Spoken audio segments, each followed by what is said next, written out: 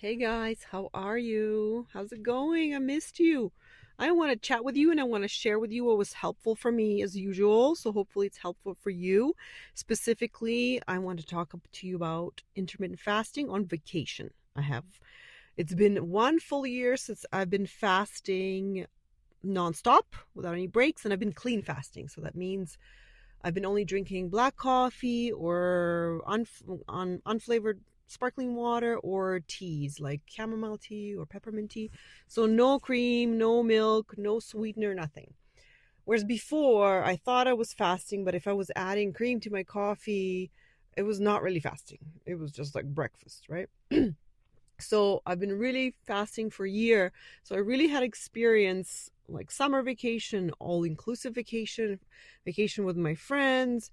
And so I really wanted to share with you what was helpful to me and tell you I just went on a trip with my girlfriends. And before that, we went on a trip with my family to all inclusive for a week. And I came back from eating everything at all inclusive and I did not gain any weight, even though I was not denying myself anything.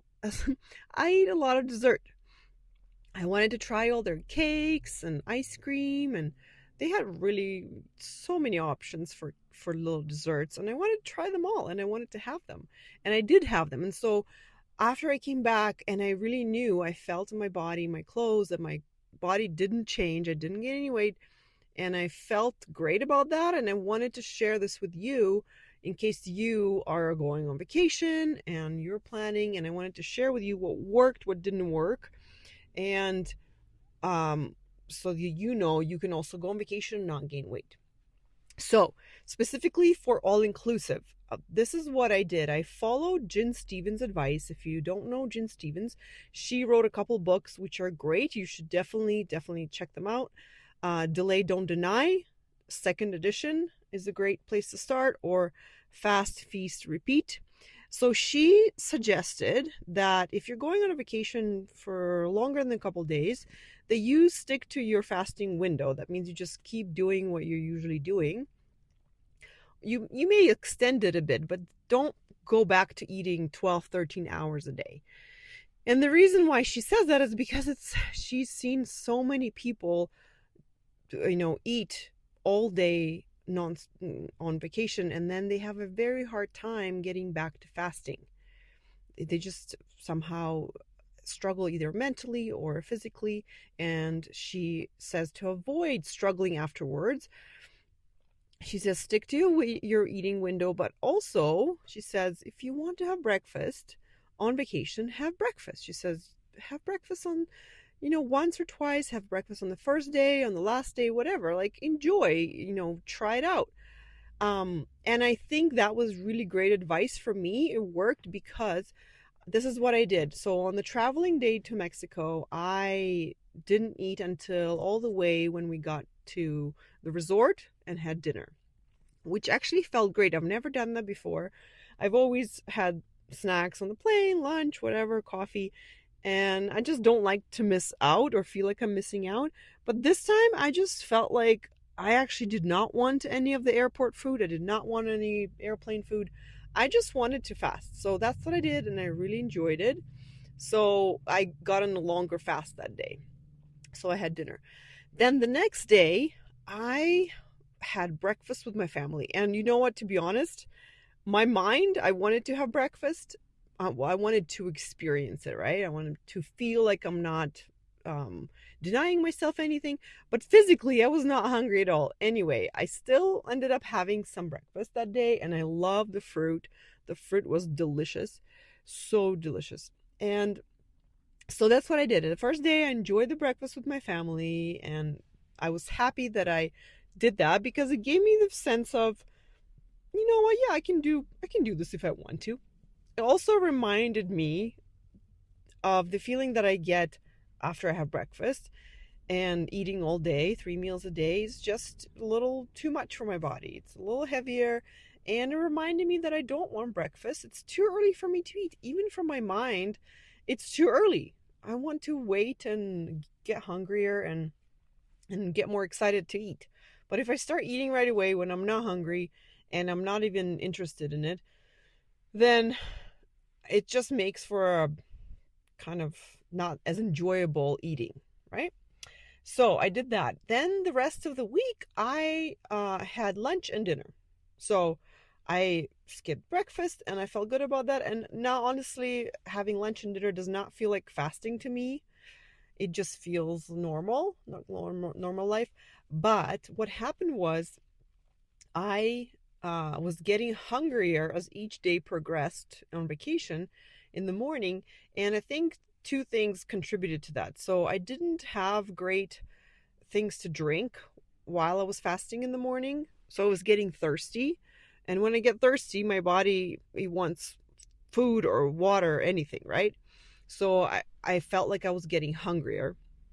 And I think because I didn't have any teas that I usually have at home, and the tea that they did have, I think, wasn't pure chamomile, so it made me hungrier.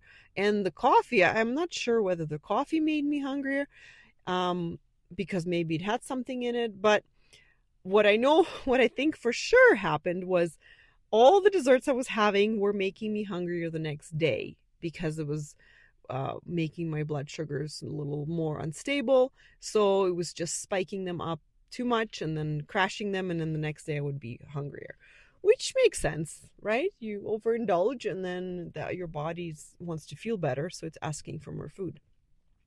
So that's what I would do differently next time. Two things. I would bring a larger kind of tea container for myself. So it's easy for me to, get tea or coffee in the morning and bring it to the pool or the beach. So I would do that. And I also bring tea bags with me. So it's just easy. It's just get hot water and drink what I usually drink. And take it easy on the desserts, which is easier said than done, because as soon as I tell myself I shouldn't have them, I want to have more of them, and I have more of them. So I think this is a slower process of coming to a balance with that. So I'm going to allow myself to make mistakes with that and still have desserts and just see how I feel, right? How I feel will help me determine what I want to do next. So that's what I would do. So then the rest of the week, like I said, I had lunches and dinners. And again, I didn't deny myself in anything I wanted, I would have.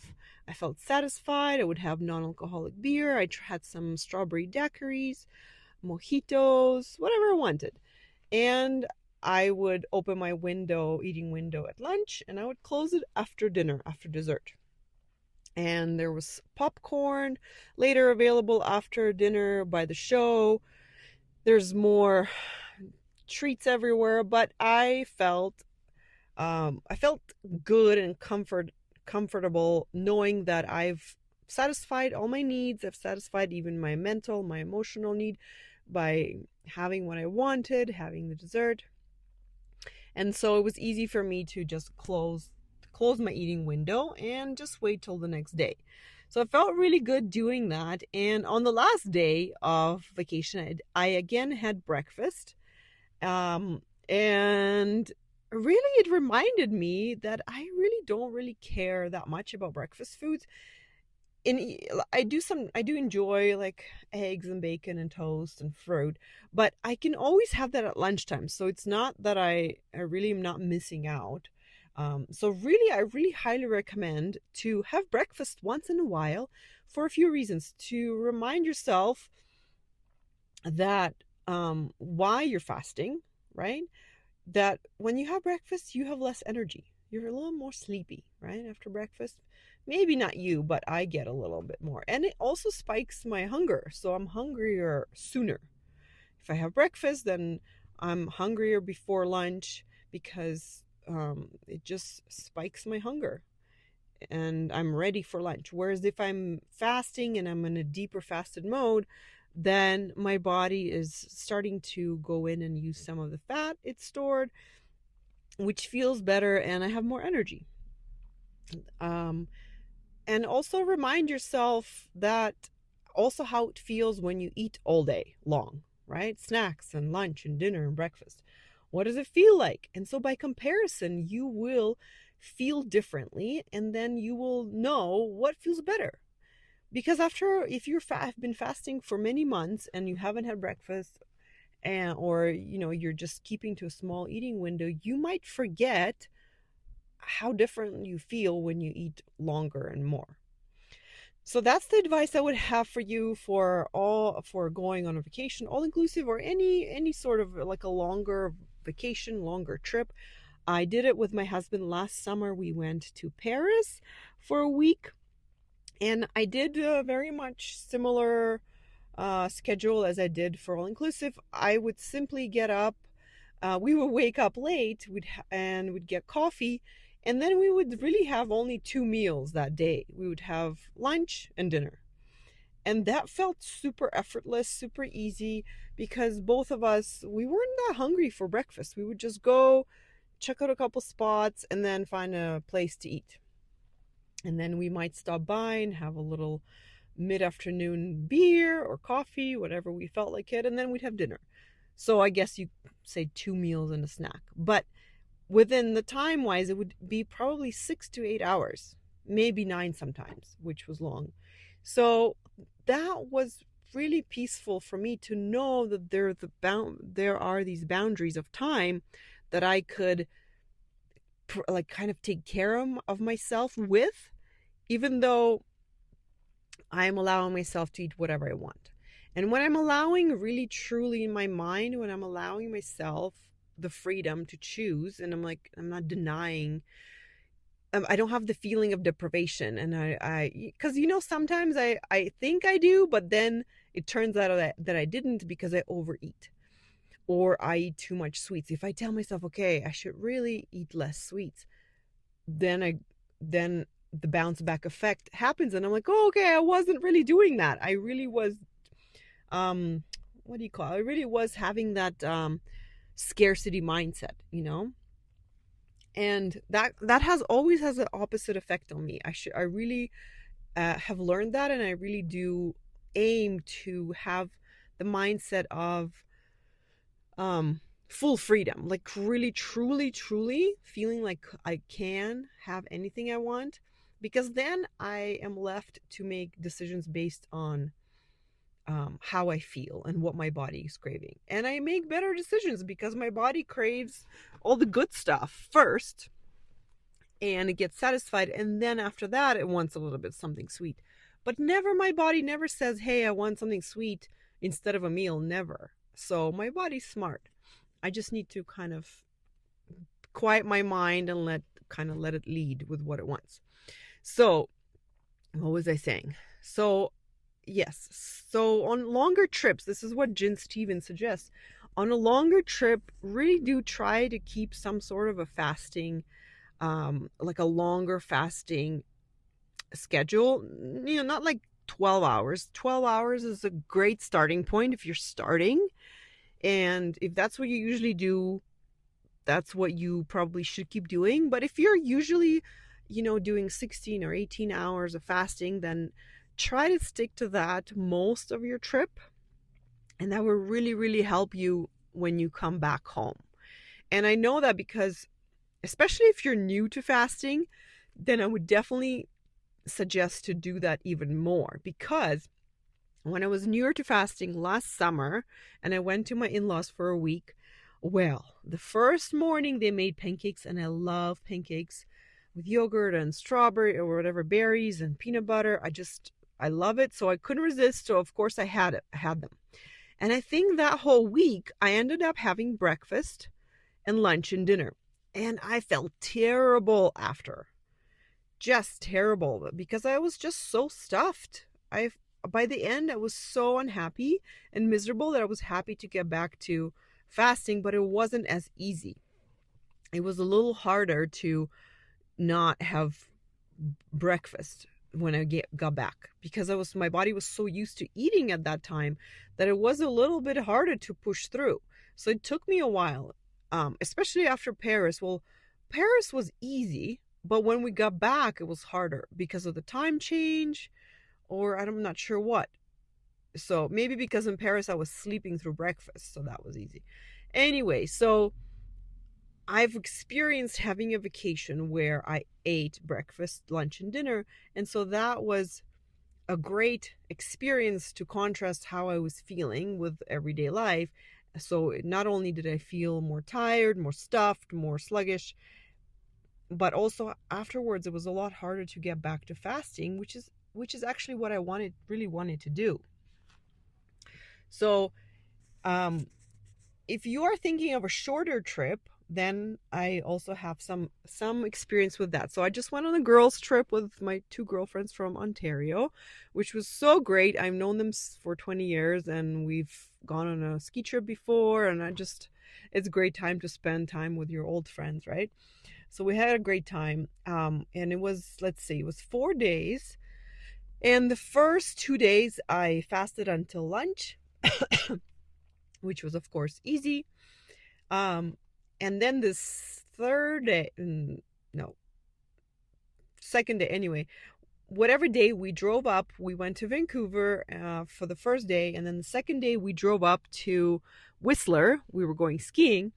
And so we arrived at Whistler and I was sitting in the back seat. So by the time we got to Whistler, my stomach felt a little bit upset from all the windy roads. So it felt a little kind of queasy, like not nauseous, like half nauseous, like really weird feeling. And it was 10 a.m. So it was kind of mid-morning. And I remember hearing someone said that it helps to eat when you feel like that. So I'm flexible on vacation and I said, let's grab a coffee over here and where they have great croissants.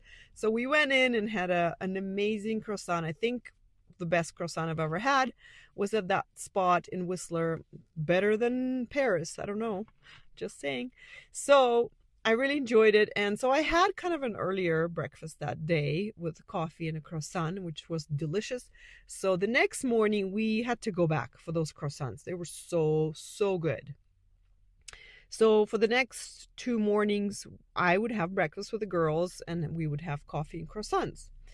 And so I didn't fast as long for those 2-3 days. I would only fast maybe 12 hours, 13, 14, something like that. So I allowed myself to have a shorter fast because I knew that this trip was shorter. It was not a week. It was not 8 days, 10 days. It was only 4 days, and I knew that it was not going to last. I'm not going to have croissants for breakfast at home. And also, these were so enjoyable, and I really didn't see any harm. So the point is that it's easier to have shorter fasts on a shorter trip, I find, because your body can handle it. And especially if you're having a super active vacation like I was, we were skiing 5 hours a day on a really huge mountain, new mountain. So it's taking a lot more energy just to figure out where you are. And the skiing was physical. So I really didn't care to have a bit more food. I thought that my body could handle it. And so I did. And it was great. And on the way back, I don't remember. Well, yeah, we had the same that day. We had croissants that morning, and the next day I went back to fasting. And you know what? Now that I have experience in coming back to fasting after vacation, I was a lot less rushed in extending my fast. So what I mean is, like last summer when I got back, I was like, okay, that's it. We're going to fast forever, 24 hours, blah, blah, blah, blah. It's going to be great, right? I was just so over ambitious. And that didn't work out well. And I learned that slower is better. So this time when I got back, I thought, okay, you know what? Let's take whatever hours I fasted yesterday on vacation, let's say 13 hours. Let's just extend that. I'm going to expect that I'm going to take it slow. And I'm going to extend my fast by half an hour to an hour each day. That was my expectation. I was like, let's take it easy. Let's take it slow. Let's not rush. It might be hard like last summer. And it's fine. So I'm just not going to make it harder by making my expectations super unreasonable. And so I kind of checked that morning and I felt great. I had a ton of laundry to do. I played tennis. And so I made sure I loaded up on drinks. I had warm tea. I had cold coffee. I was happy. I was busy. And by the time I had lunch, it was already about 16 hours fasted, because since I allowed myself to have like a low expectation, I also, it allowed me to just check in with my body. I'm like, okay, how am I feeling mid-morning? Okay, I'm feeling tired, but I'm not hungry. So it just kind of allowed me to actually fast longer that day and to enjoy it more, and just to not have any guilt about stopping it at lunch. Um, and that's what I would really highly recommend when you come back from a trip. Just take it easy. Just set your expectation lower. Even if you break your fast at 10, that's fine. Tomorrow is 10:30, next day 11, whatever. It doesn't matter. The point is, you're practicing fasting, a fasting muscle. You are honoring what you want. And what you want is to give your body a little digestive rest. And that's what we are really going for, and we're practicing it. And if some days it's shorter and some days it's longer, that's fine. That's great. But the success, I think, we need to measure by just simply saying, did I fast today? Yes, great. Even if it was 12 hours, learning to see it as a success, and learning to see that as still giving your body a break, will really make it more enjoyable for you, and you will have better fasts. You will have longer fasts if you think of it that way, because you will just allow your body to tell you when it's hungry, when it's not. And so how do I know that? Is because I've had agendas before where I would just tell myself, okay, I'm gonna fast till this time, fast for this many hours, blah blah blah blah blah. And then I was just so focused on that goal that I was not checking in with how I'm feeling. How am I doing? Am I hungry? Am I tired? I was just so rigid. Whereas now, even today, I thought, you know what? Aha moment. I'm just going to eat when I'm hungry. So silly, but yet we forget. It's so easy to forget with this whole agenda and trying to fast as long as possible, blah, blah, blah. So shorter trips have a bit more flexibility in them, and it's a little easier to get back to your normal routine when you get back. And wherever you are, you will want to enjoy wherever you are, with people who are enjoying it, right? And so suggestions that I have for you, summarize it in a couple points, is keep your fasting window if you're going on a longer trip. Plan for your drinks, especially if you're going somewhere where they don't have the usual drinks that you might have, or they might have like teas that have stuff in them. Just bring a couple tea bags just in case for what you usually drink. It will make a big difference. And the other thing is, allow yourself to break that schedule. Like, plan on purpose to enjoy the breakfast. Plan on purpose to have all the meals. Plan that on purpose, because we're not a robot. We want to enjoy all the things. And you will love, it will make your meals more enjoyable if you're fasting on vacation than if you weren't. It's just so much better. Like, by the time the lunchtime rolled in, in Mexico, I was so happy I fasted, because I was properly hungry. I was excited. I felt like I was a step ahead, because I've given myself more of a break. Whereas if I eat breakfast every day, I feel like I'm already behind. I'm like, my body doesn't need all this food. Why am I eating it? And now it's lunch, and now I'm tired, and now I'm half hungry, and now I'm eating more food, and then by dinner I'm like, I'm way more behind there than where I think I should be. So I think giving yourself that gift of having a little bit of a break, even till mid-morning, whatever, just give yourself that break on vacation, and you will enjoy your meals so much more than you would otherwise. That's all I have for you guys. Have an amazing week. I love you all, and I'll talk to you soon.